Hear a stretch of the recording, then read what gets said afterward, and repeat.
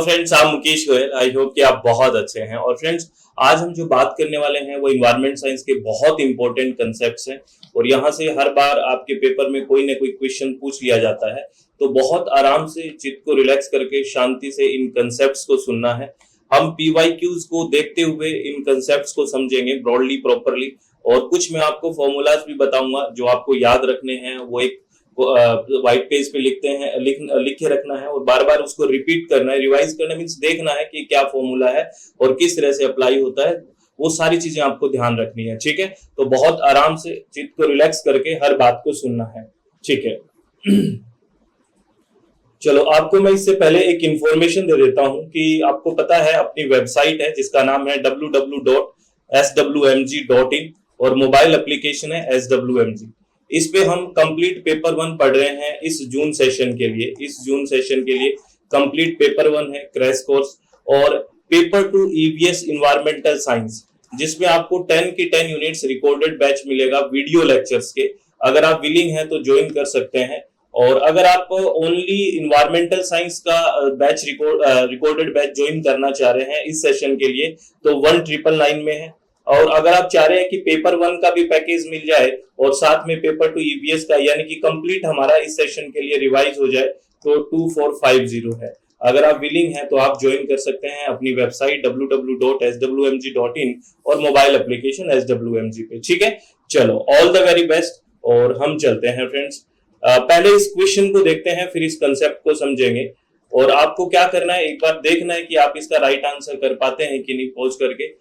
पहले असर्शन में क्या है कि particulate matter 10 is preferred over total suspended particles for air quality monitoring studies. कह रहा है कि जो हम पार्टिकुलेट मैटर की बात करते हैं, कणीय पदार्थों की बात करते हैं, तो ये कह रहा है कि PM10 is preferred over total suspended particles for air quality monitoring study. की बेसिकली हम पार्टिकुलेट मैटर 10 को प्रेफर करते हैं, जिसमें हम जब टोटल सस्पेंडेड पार्टिकुलेट्स की कैलकुलेशन करते हैं, या फिर हम ये जानते हैं कि एयर की क्वालिटी कैसी है, उसकी अगर मॉनिटरिंग करते हैं, तो PM10 को हम प्रेफर करते हैं। बिल्कुल करते हैं, क्योंकि आपने देखा होगा PM10 हम कैलकुलेट करते हैं कि कितना है, क्योंकि बेसिकली क्या है, PM10 है, ये पेनिट्रेट करता है लंग्स जैसी प्रॉब्लम और हेल्थ के इश्यूज आ जाते हैं, तो इसलिए इसको हम प्रेफर करते हैं, बिल्कुल प्रेफर करते हैं। तो ये असर्शन बिल्कुल ठीक है। लेकिन रीजन देखिए क्या कह रहा है कि particles larger than 10 microns are better indicator of potential health effects of particulate air pollution. ये कह रहा है कि जिन पार्टिकल का साइज 10 माइक्रोन से ज्यादा है, वो एक तरह से बेटर इंडिकेटर है पोटेंशियल हेल्थ इफेक्ट के, कि हमारे ऊपर जो हेल्थ इफेक्ट करेंगे बहुत ज्यादा खतरनाक रूप से, वो एक तरह से पार्टिकल का साइज जिनका 10 माइक्रोन से ज्यादा होगा वो करेंगे, यानी कि बेटर इंडिकेटर वो है। आप मुझे एक बात बताइए, जितना पार्टिकल का साइज छोटा होगा वो बेसिकली पोटेंशियल हेल्थ यानी इफेक्ट डालेगा, क्योंकि पार्टिकुलेट मैटर 10 का मतलब क्या है, पार्टिकुलेट मैटर 10 का मतलब 10 माइक्रोन या उससे छोटा पार्टिकल है। PM10 का मतलब यही है ना। PM10 का बेसिकली मतलब क्या है, पार्टिकुलेट मैटर जिसका साइज या डायामीटर 10 माइक्रोन मीटर से कम या 10, ये है। लेकिन ये कह रहा है कि 10 माइक्रोन से जो ज्यादा होगा वो बेसिकली कह रहा है कि ज्यादा पोटेंशियल हेल्थ इफेक्ट रखेगा। ये स्टेटमेंट बिल्कुल गलत है, जो रीजन है, क्योंकि 10 माइक्रोन से जो नीचे होगा साइज होगा, लार्जर नहीं, जो स्मॉलर होगा वो पोटेंशियल हेल्थ करेगा। तो ये बिल्कुल आर गलत है। तो ए इसका सही है, आर गलत है, तो थर्ड ऑप्शन चला जाएगा कि A is correct but R is not correct. ये आपको ध्यान रखना है। ये कंसेप्ट आपको समझ में आया? चलो, बहुत बढ़िया।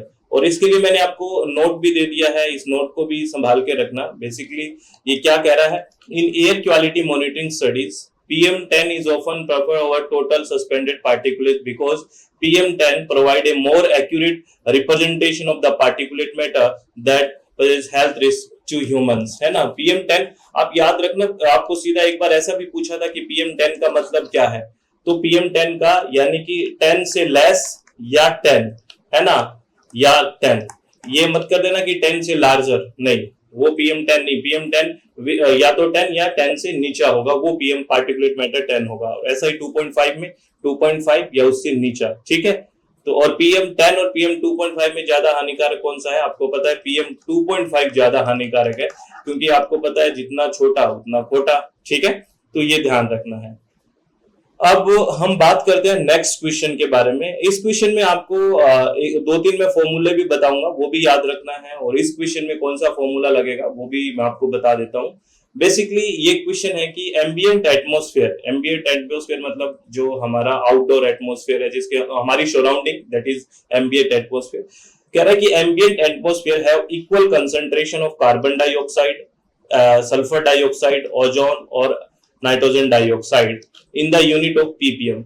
ये कह रहा है कि जो हमारी सराउंडिंग है इसमें कार्बन डाइऑक्साइड की, सल्फर डाइऑक्साइड की, ओजोन की और नाइट्रोजन डाइऑक्साइड की जो कंसंट्रेशन है, जो सांद्रता है, वो पीपीएम में सबकी एक समान है, इक्वल है। ठीक है ना। फिर पूछा है which of the gas will have highest concentration in microgram per metre cube unit at same temperature and pressure condition. यानी कि यहाँ पे ये पूछा गया है कि अगर इन चारों की पीपीएम के अंदर कंसंट्रेशन सबकी बराबर है, किस किस की? कार्बन डाइऑक्साइड की, सल्फर डाइऑक्साइड की, ओजोन की और NO2 की। ये कह रहा है पीपीएम में जो कंसंट्रेशन है वो सबकी बराबर है, जो हमारा सराउंडिंग है या एम्बिएंट एटमॉस्फेयर है। तो ये आपसे ये पूछा है कि माइक्रोग्राम पर मीटर क्यूब के अंदर, ये पूछा है कि माइक्रोग्राम पर मीटर क्यूब के अंदर किसका हाईएस्ट कंसंट्रेशन होगा। यानी कि पीपीएम को आपको बेसिकली किस में बदलना है? माइक्रोग्राम पर मीटर क्यूब में बदलना है, और आपको फिर बताना है कि किसका हाईएस्ट कंसंट्रेशन होगा। तो अगर आपको फॉर्मूला पता है तो हम इसको बेसिकली कर देंगे। ये आपको पता है मोलिकुलर वेट पे डिपेंड करता है। मैं आपको एक फॉर्मूला आपको दिखाता हूँ, फॉर्मूला देखना, बहुत बेसिक सी बात है, समझ में आ जाएगा। देखो ये फॉर्मूला है। अगर आपको माइक्रोग्राम पर मीटर क्यूब का फॉर्मूला देखना है तो क्या है? मोलिकुलर वेट इनटू कंसंट्रेशन जो पीपीएम में दी हो बटे 1000 इनटू 24.45। ये क्या है आपको पता है? 24.45 ये मोलर वॉल्यूम होता है ना, एयर का इन लीटर, किस पे? एनटीपी, यानी कि नॉर्मल टेम्परेचर प्रेशर जो कंडीशन होती है उस पे ये एक मोलर वॉल्यूम है एयर का 24.45। तो इसलिए ये एक कांस्टेंट वैल्यू है। तो अब आपको माइक्रोग्राम पर मीटर क्यूब में चेंज करना है। तो कंसंट्रेशन जो पीपीएम में दी रखी है उसको हम किससे इंटू करेंगे? हर एक जो हमारे पास मॉलिक्यूल दिया हुआ है उसके मॉलिक्यूलर वेट से इसको डिवाइड करेंगे 1000 से, और 1000 इंटू 24.45। अब आप मुझे एक बात बताइए, अब ये कंसंट्रेशन जो आप क्वेश्चन में देख रहे थे हम कि कंसंट्रेशन पीपीएम में सबका इक्वल है, ये सबका इक्वल है, बेसिकली ये सबका इक्वल है, क्योंकि क्वेश्चन में दिया हुआ है। ये वैल्यू भी कांस्टेंट है क्योंकि 1000 से ही होगा, ये भी वैल्यू यहाँ पे कांस्टेंट है। तो बेसिकली ये तो सब में कांस्टेंट हो ही गई, क्योंकि कंसंट्रेशन पीपीएम में इक्वल है। ये वैल्यू 1000 कांस्टेंट आएगी हर एक की कैलकुलेशन में, 24.5 भी कांस्टेंट आएगी। बेसिकली यहाँ पे जो माइक्रोग्राम पर मीटर क्यूब है इस क्वेश्चन के लिए, ये एक तरह से किसके प्रोपोर्शनल हो गया? मोलिकुलर वेट के प्रोपोर्शनल हो गया। यानी कि जिसका मोलिकुलर वेट ज्यादा होगा उसका ही हाईएस्ट नंबर हो जाएगा या हाईएस्ट कंसंट्रेशन हो जाएगा, क्योंकि ये सब तो कांस्टेंट है ना, क्योंकि ये सब में सेम है कंसंट्रेशन, उसने बोला हुआ है पीपीएम में सब में सेम है, तो सेम वैल्यू होगी, सेम से होगा, तो सेम वैल्यू हो तो इसको हम कांस्टेंट मान सकते हैं, और ये वैल्यू तो है ही सेम, हर एक से इसी से डिवाइड करना है। तो बेसिकली अब मोलिकुलर वेट की बात रहेगी, और मोलिकुलर वेट हम सबका देख लेते हैं। जिसका हाईएस्ट मोलिकुलर वेट हो जाएगा वही उसी के हाईएस्ट कंसंट्रेशन हो जाएगी किसके अंदर? माइक्रोग्राम पर मीटर क्यूब में। तो कार्बन डाइऑक्साइड का मोलिकुलर वेट देखो कितना होगा? कार्बन डाइऑक्साइड का हो गया ये 12 और 16 दूनी 32, 12 और 32 कितना हो गया? 44 हो गया, इसका तो 44 है। SO2 का कितना हो गया? देखो 32 और प्लस 16 दूनी 32 कितना हो गया? 64। और ओजोन का कितना हो गया? 16 इंटू 3 16 48 हो गया। और NO2 का कितना हो गया? 14 और 32, ठीक है, कितना हो गया? 4 और 2 6, 3 और 1 4, 46 हो गया। तो सबसे ज्यादा मोलिकुलर वेट जिसका है उसी का हाईएस्ट कंसंट्रेशन हो जाएगा माइक्रोग्राम पर मीटर क्यूब में, और सबसे ज्यादा यहाँ पे मोलिकुलर वेट है SO2 का। तो राइट आंसर कौन सा चला जाएगा? SO2 is the right answer. समझ में आई बात? यहाँ पे क्या हो जाएगा? SO2, क्योंकि अब प्रोपोर्शनल किसके हो चुका है? डायरेक्टली मोलिकुलर वेट के हो चुका है। ठीक है, ये बात आपको समझ में आई। ये फॉर्मूला आपको ध्यान रखना है कि अगर हमारे पास पीपीएम में वैल्यू दी हुई हो और माइक्रोग्राम पर मीटर क्यूब में चेंज करना हो तो किस तरह से हमें चेंज करना है। और अगर मैं ये कह रहा था आपको, मैं एक दो फॉर्मूला और बताऊंगा। अगर आपको कंसंट्रेशन पीपीएम में चेंज करनी हो, कई बार आपको हो सकता है कि मिलीग्राम पर मीटर क्यूब में दिया हुआ हो, मिलीग्राम पर मीटर क्यूब में दिया हुआ है कोई भी वैल्यू, अगर उसको पीपीएम में चेंज करना है जैसे, तो कैसे करेंगे? तो कंसंट्रेशन पीपीएम इक्वल टू 24.45, ये हमने बात की थी कि कांस्टेंट है, और जो आपको कंसंट्रेशन दी गई है मिलीग्राम पर मीटर क्यूब में, उसको इनटू करेंगे और डिवाइड कर देंगे मॉलिक्यूलर वेट से, तो हमारे पास जो कंसंट्रेशन है जो मिलीग्राम पर मीटर क्यूब में दी गई थी वो किस में आ जाएगी? पीपीएम में। जैसे एक एग्जांपल लिखा हुआ है नीचे कि बेंजीन का मॉलिक्यूलर वेट है वो 78 है, बेंजीन C6H6 है, इसका जो मॉलिक्यूलर वेट है देख लो वो कितना है, 12 छिकी 72 और 6 78, यही लिख रखा है कि मॉलिक्यूलर वेट 78 है। If the concentration of benzene in air is 10 milligram पर मीटर क्यूब, और इसको आपको जो कंसंट्रेशन दे रखी है बेंजीन की वो मिलीग्राम पर मीटर क्यूब में दे रखी है 10, तो इस यूनिट को आप पीपीएम में चेंज करिए, तो हमें ये फॉर्मूला लगाना पड़ेगा। पीपीएम में चेंज करने के लिए क्या है, 24 इंटू 45 है ना, 24.245 इंटू कंसंट्रेशन जो मिलीग्राम पर मीटर क्यूब में दे रखी है, आपको कितना दे रखी है, 10 दे रखी है, और डिवाइड करेंगे उसके मॉलिक्यूलर वेट से, तो 78 से डिवाइड करोगे तो वैल्यू आ जाएगी 3.13 पीपीएम। तो इस तरह से हम अगर कंसंट्रेशन को जो मिलीग्राम पर मीटर क्यूब में दी हुई है और अगर पीपीएम में बदलना है तो ये ऐसे बदल देंगे। अगर वैसे ही अगर हम कंसंट्रेशन को, जैसे हमने पीछे भी बात की, अगर वैल्यू आपको वहां तो क्वेश्चन में पीपीएम में दी रखी थी, अगर पीपीबी में दी जाए यानी कि बिलियन में दिया जाए, पार्ट्स पर बिलियन में, तो कैसे करोगे? Concentration microgram per metre cube में आपको चेंज करनी है, तो 0.0409 ये हमने सोल्व करके वैल्यू लिख दी है, इनटू कंसंट्रेशन जो है वो पीपीबी में है और मॉलिक्यूलर वेट का इनटू कर देंगे तो ये वैल्यू आ जाएगी माइक्रोग्राम पर मीटर क्यूब में, अगर आपको क्वेश्चन में वैल्यू पीपीबी में दे रखी हो, पार्ट्स पर बिलियन में दे रखी हो। तो ये आपको 2-3 जो फॉर्मूले हैं ये आपको लिख के नोट कर लेना है, और देखोगे 1-2 बार तो याद हो जाएगा। बेसिकली आप देख रहे हो यहाँ पे सब वैल्यू कहाँ पे डिपेंड बेसिकली है, मॉलिक्यूलर वेट पे सारी चीजें डिपेंड कर रही है, ठीक है, तो आपको ये ध्यान रखना है। अब नेक्स्ट क्वेश्चन के बारे में बात करें। नेक्स्ट क्वेश्चन भी बड़ा शानदार क्वेश्चन है, बेसिक क्वेश्चन है। लिखा है arrange the soluble cations present in sea water in decreasing order of their concentration. कह रहा है कि जो सी वाटर है ना, उसके अंदर जो कैटायन का है वो आपको बताना है डिक्रीजिंग ऑर्डर में, देयर कंसंट्रेशन। सबसे ज्यादा कौन सा कैटायन होता है, उसके बाद कौन सा कैटायन है, ऐसे पूछा है। तो आपको पता है कि सबसे ज्यादा जो कैटायन होता है तो सोडियम ही होता है, क्योंकि आपको पता है सोडियम क्लोराइड मैक्सिमम पाया जाता है, तो सबसे ज्यादा सोडियम है, यानी कि सबसे ज्यादा सोडियम है। उसके बाद अगर मैं बात करूं तो उसके बाद है सोडियम के बाद मैग्नीशियम, बिल्कुल मैग्नीशियम है, ठीक है। और मैग्नीशियम के बाद अगर बात करें तो कौन सा आएगा, कैल्शियम आ जाएगा, कैल्शियम आ जाएगा बिल्कुल। उसके बाद बात करें तो पोटेशियम है, और उसके बाद सोडियम Sr2 का, ठीक है। तो ये है राइट आंसर। तो इसमें देखो यानी कि बी ए सी और DE थर्ड ऑप्शन है वो राइट आंसर हो जाएगा। तो ये बेसिकली आपको पता होना चाहिए, आपको पता ही है कि सबसे ज्यादा क्या है, सोडियम क्लोराइड की बात करते हैं, फिर मैग्नीशियम क्लोराइड की बात करते हैं, कैल्शियम की बात करते हैं, है ना। ये सब आपको याद रखना है, ये सीक्वेंस इंपॉर्टेंट है, कई बार पूछा जाता है, ठीक है, ध्यान रखना है।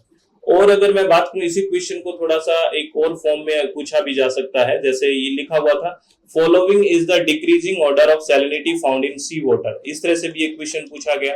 Following is the descending order, ठीक है, of salinity found in sea water. वही बात है, डिसेंडिंग ऑर्डर बताना है, यानी कि सबसे ज्यादा सैलिनिटी किसकी वजह से होती है, आपको पता है सोडियम क्लोराइड की वजह से होती है, फिर मैग्नीशियम क्लोराइड और फिर कैल्शियम सल्फेट। तो ये वाला थर्ड ऑप्शन है वो राइट हो जाएगा, ठीक है। इस तरह से भी आपसे क्वेश्चन पूछ लिया जाता है।